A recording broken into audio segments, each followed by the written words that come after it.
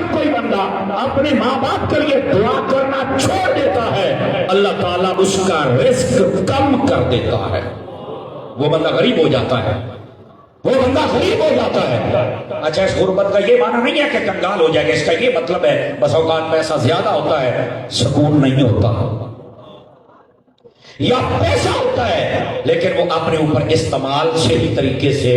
نہیں کر، اگر ہو تو زکات نہیں دے سکتا، غریبوں کو نہیں دے سکتا، لالچی بن جاتا ہے، کسی بھی اعتبار سے اس کا سکون اور جو دین کی خدمت کا جذبہ ہوتا ہے وہ چھین لیا جاتا ہے، اور اکثر اوقات ان سب کو غریب کر دیا جاتا ہے جو اپنے والدین کے لیے دعا نہیں کرتے۔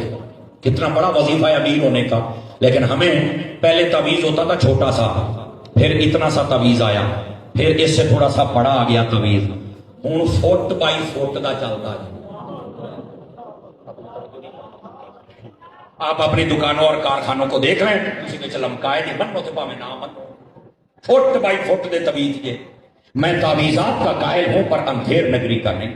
سب سے بڑا میرے شیخ طریقت حضرت امیر اہل سنت پیر محمد الیاس اتار قادری دامت برکاتہ آپ فرماتے ہیں، یہ ایک مرتبہ بیٹھے بڑا عرصہ ہو گیا آپ نے بات سنا، کہنے لگے مولانا ہمارے پاس بڑے لوگ آتے ہیں تعویذ لینے کے لیے، کام اچھا ہو جائے، برکت ہو جائے، فصل اچھی ہو جائے، جانور ٹھیک ہو جائے، باغ اچھا ہو جائے، ایکس وائی زیڈ سب لیتے ہیں، آج تک کسی نے یہ تعویذ نہیں لیا مولانا تعویذ دے دو کہ میں 5 وقت کا نمازی بن جاؤں، تعویذ دے دو کہ میں روزانہ قرآن پڑھنے والا بن جاؤں، یہ تعویذ کوئی نہیں لیتا ہے۔ مہربانی کریں اپنی جو اصلاح والا تعویذ ہے سب سے پہلے ادھر آ جائیں اور اپنی برکت والے تعویذ کی طرف آ جائیں۔ آج برکت ختم ہو گئی، کاروبار ٹھپ ہو گئے، ملک کا بیڑا غرق ہو گیا، اے کیا وہ کہندا او گندے، وہ کہندا او گندے، جبکہ قرآن کا فلسفہ کیا کہتا ہے؟ فرمایا ومن اعرض عن ذکری فإن له معیشۃ ضنکا۔ ان ذکری کی تفسیر کے اندر تمام مفسرین علی الاتفاق لکھا، اللہ فرماتا ہے جو میرے قرآن سے منہ موڑے گا،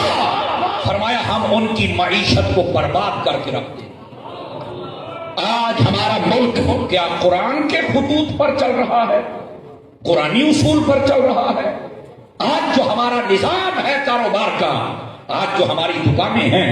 آج جو ہماری فصلیں ہیں، یہ قرآنی خطوط پر چل رہی ہیں۔ ذمہ دار ہے تو اسے نہیں دیتا،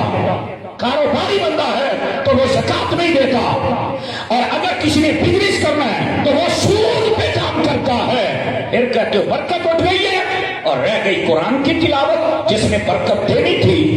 جان کی امان پاؤں تجھے کیا میں پوچھ سکتا ہوں کتنا عرصہ گزر گیا ہم نے قرآن اپنے ہاتھوں سے کھول کے نہیں پڑھا ہے؟ یہ ہے ہماری اوقات۔ کئیوں کو سال ہو گیا، کئیوں کو 2 سال، شاید کئیوں نے رمضان